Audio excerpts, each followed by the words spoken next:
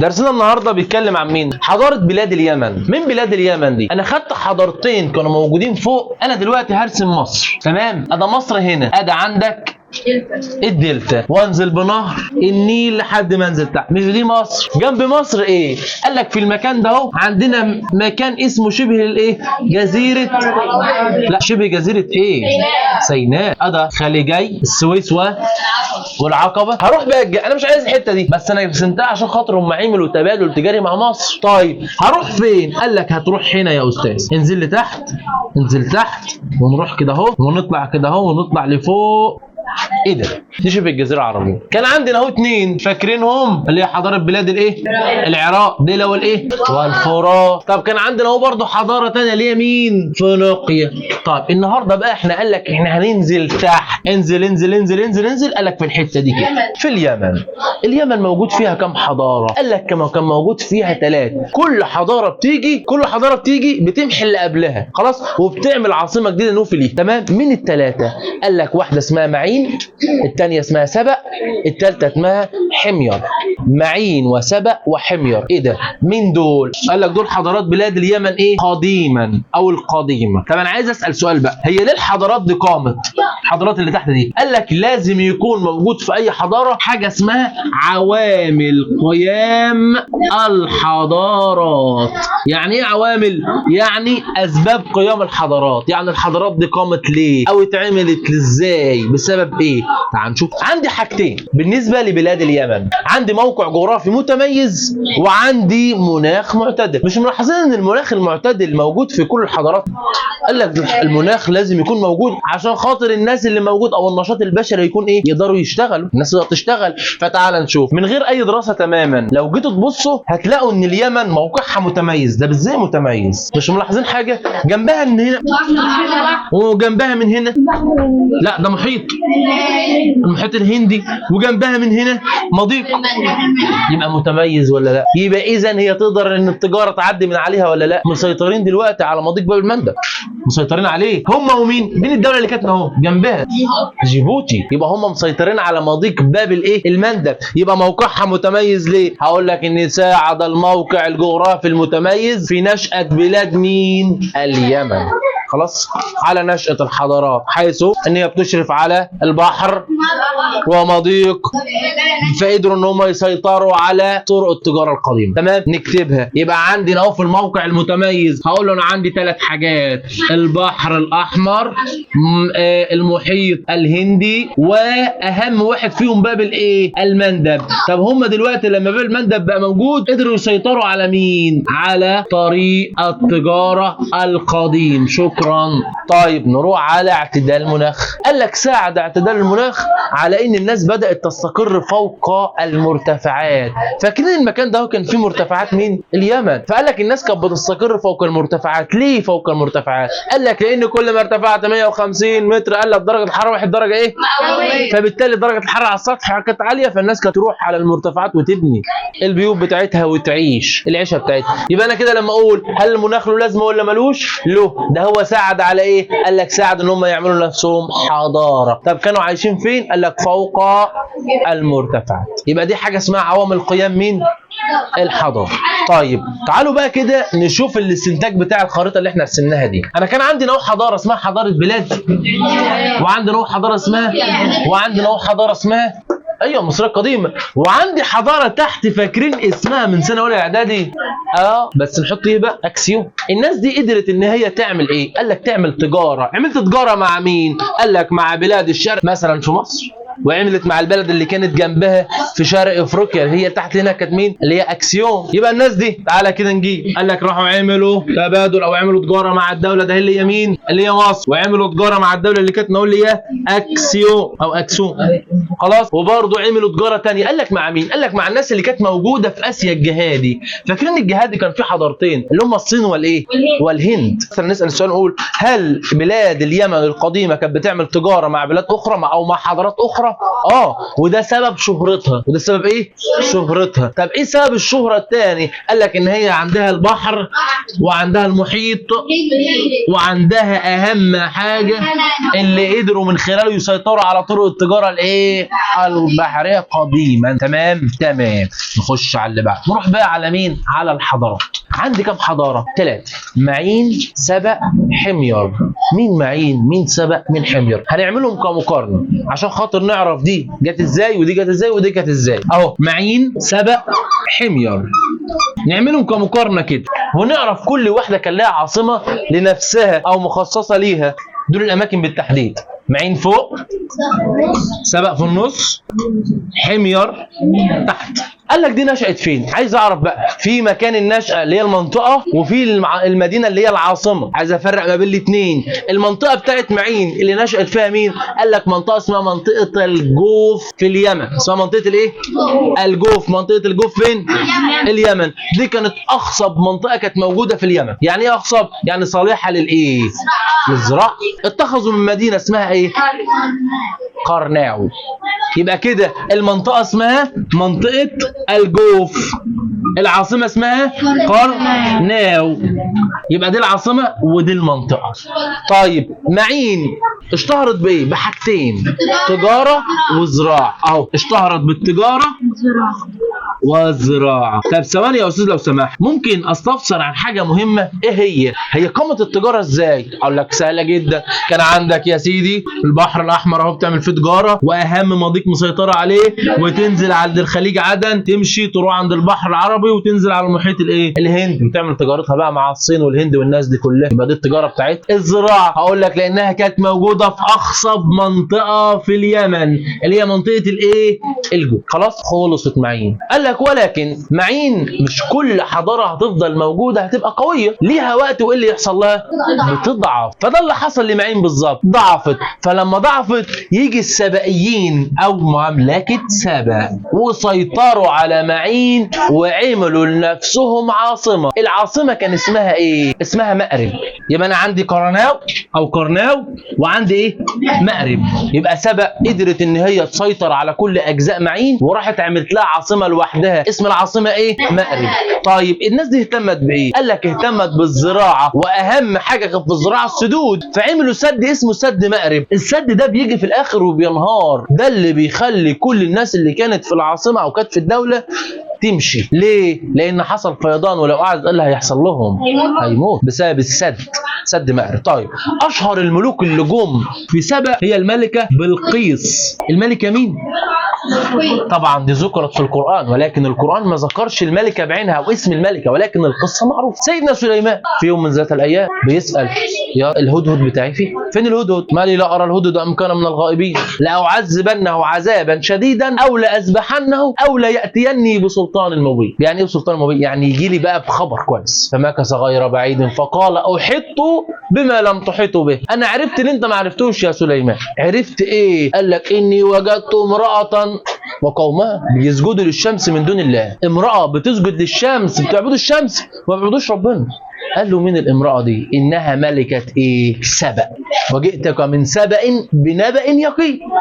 جيت لك من سبأ بنبأ كبير. سيدنا سليمان طبعا انتوا عارفين ان هو كان بيكلم الحيوانات والاخبار وكان بيكلم الجن وكل حاجه كان بيعرفها. تمام. ده جه في يوم ماشي بالجيش بتاعه فسمع نمله بتقول: يا ايها النمل اذهبوا الى مساكنكم ليه لا يحطمنكم سليمان وايه وجنود. فسمعها فضحك ابتسم. سمع النمله قال لهم: تعالوا من هنا بدل ما نروح من هنا. تخيلوا النمله اللي على الارض اللي انتوا اصلا بتمشوا وما انتوا شايفين حاجه قدامكم، ما بالكم بقى نمله هيدوس عليها. لا يحطمنكم سليمان وجنود، هيتحطموا. المهم سيدنا سليمان يعمل ايه؟ اول ما جاله الهدهد وقال له الخبر قال له: انه بسم الله. اكتب يا سيدي: بسم الله الرحمن الرحيم، انه من سليمان والا تعلوا علي واتوني مسلمين. بيقول لهم ما تعلوش عليا وتعالوا له مسلمين. انت مين؟ انا سليمان. معروف سليمان. فراحت طبعا اول ما قرأت الخبر اليقين راحت لمين؟ للقوم بتاعها: يا قوم انا جالي من سليمان خبر بيقول ان انا لازم اسلم، وانتوا طبعا عارفين ان انا باخد رايكم كل حاجه. فراحت بعتت لسيدنا سليمان وقالت له: انا ممكن اديك كل الهدايا اللي انت عايزها بس سيبنا في حل. سليمان راح قال لها: لا، انا معايا كل اللي انتوا عايزينه، ده انا اجيب لكم هدايا من عندكم لحد عندي، قطر كامل مليان بالهدايا. فهي هتبعت له بقى هدايا: تعالوا لي طبعا قبلت الدعوه وهتروح لسيدنا مين؟ سليمان. وهي طبعا رايحه في الطريق، فبيتكلم بقى الناس. بيكلم مين الناس اللي معاه؟ الجن والحيوانات والناس اللي كانت موجوده معاه اللي عندها علم. قال لهم ايه؟ انا عايز عرش بلقيس، عرش الملكه بلقيس اللي هو الكرسي بتاعها، والكرسي بتاعها ده كان عرش عظيم، ذهب بقى وماس وايه، عرش كبير جدا.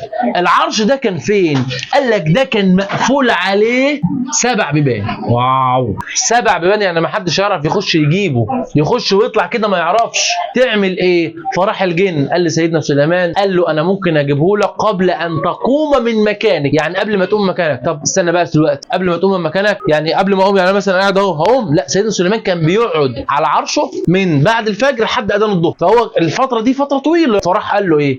راح واحد تاني قال لك الذي عنده علما من الكتاب، واحد متعلم وعارف، قال له انا هجيبه لك قبل ان يرتد اليك طرفك، يعني قبل ما ترمش كده، هترمش كده هتلاقي العرش قدامك. وفعلا يا دوبك عمل كده بس لقى العرش قدامه في ثانيه. جابه ازاي ما تعرفيش؟ سبحان الله. جاب العرش قدام سيدنا سليمان وقال ايه؟ قال لك مكروا لها عرشه، يعني هات الاحمر مكان الابيض مكان الاصفر وهكذا، يعني ايه؟ عشان ما تعرفش. فجات الملكه بلقيس مع الهدايا طبعا، وراح سالها سيدنا سليمان، قال لها هذا عرشك؟ هي المفروض كانت ذكيه جدا على فكره، كانت ذكيه جدا. قالت له هكذا هو، يعني لا قالت له اه ولا قالت له لا، هكذا هو بس مش هو، عشان خاطر تبين. فعرف سيدنا سليمان ان هي ذكيه. والجن في الوقت ده كانوا بيعرفوا كل حاجه عن سيدنا سليمان، كل حاجه، بس يعرفوها ازاي؟ من وراه؟ لا، ده هو كان متحكم فيهم وبيسمعوا كلامه جدا في كل حاجه عايز يعملها. فطبعا راح بنا مكان على البحر، وده كان اول مكان يتعمل بالزجاج. فطبعا وهي داخله على البحر على المكان ده راح تشمر عشان تخش كانها ميه. قال لها لا ما تخافيش، ده ازاز، عدي امشي. كانت اول مره يتعمل حاجه من دي في التاريخ.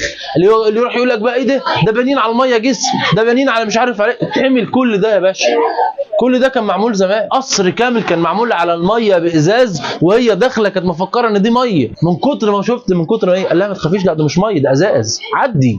وعدت الملكه بلقيس. ده اشهر ملكه ظهرت في سبأ. طيب طبعا مملكه سبأ قال لك كانت مملكه قويه، ولكن برضه لكل قوه ضعفت المملكه. ضعفت ليه؟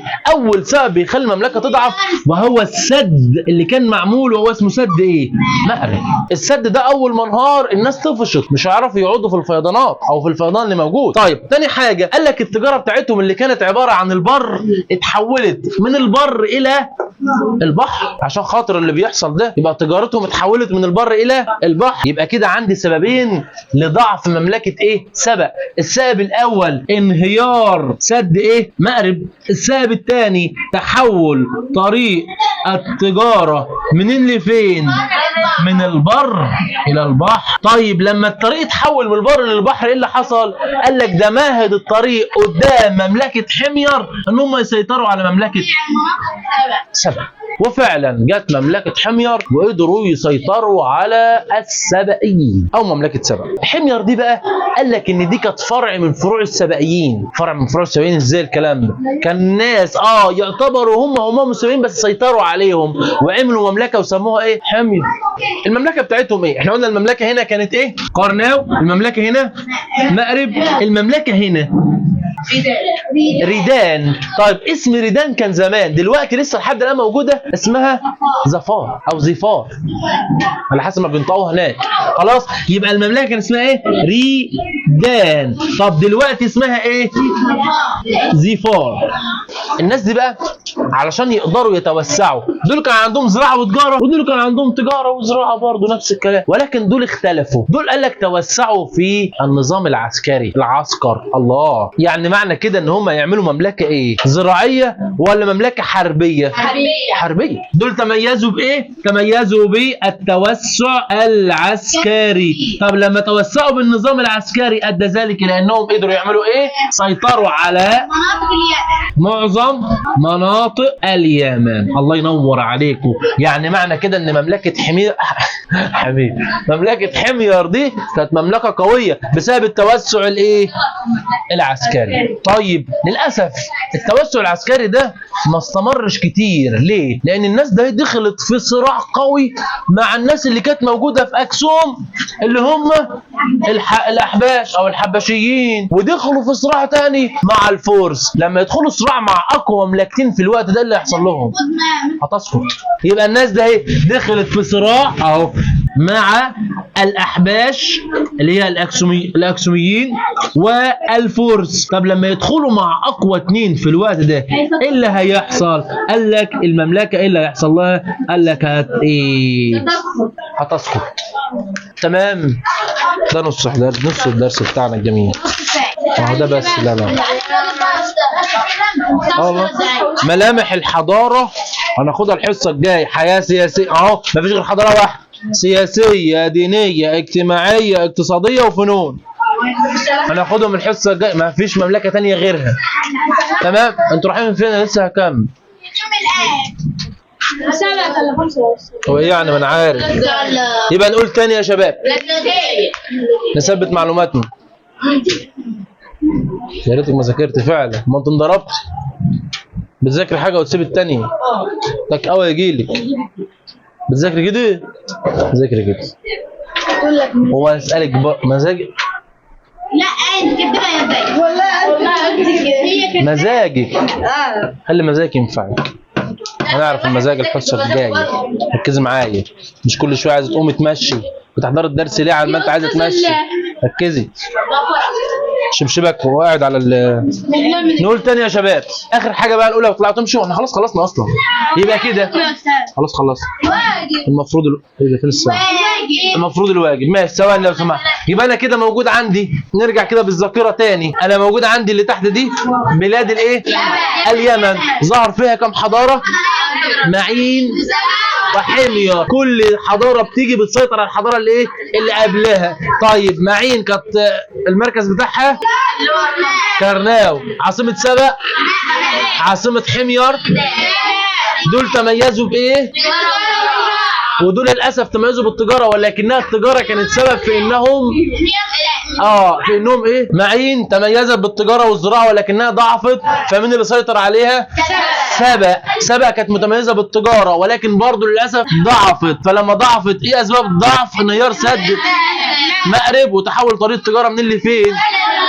فده ادى الى مملكه حمير تسيطر على مملكه حمير دي او الحميريين دول كان ايه؟ كانوا جزء او فرع من فروع من السبائيين اللي كانوا موجودين. عملوا ايه؟ كعاصمه ليهم. توسعوا.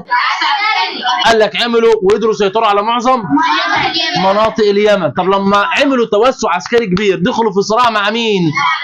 الاحباش. طب ده ادى الى انهم ايه اللي يحصل لهم؟ السقوط. طب ايه اللي خلى حضاره بلاد اليمن تبقى حضاره قويه؟ عندي عاملين، عامل جغرافي متميز ومناخ معتدل. طب ايه كان جغرافي متميز ليه؟ وباب المندب. طيب ده لما بقى عندي باب المندب سيطروا على طريق مين؟ التجاره القديم. طب لما سيطروا على طريق التجاره هل كانوا بيعملوا تجاره مع بلاد الشرق؟ قال لك عمل التجاره مع مين؟ مع مصر. وعمل التجاره مع مين؟ ودخلوا على اسيا وعملوا تجاره مع اثنين اللي هم مين ومين؟ الصين والهند.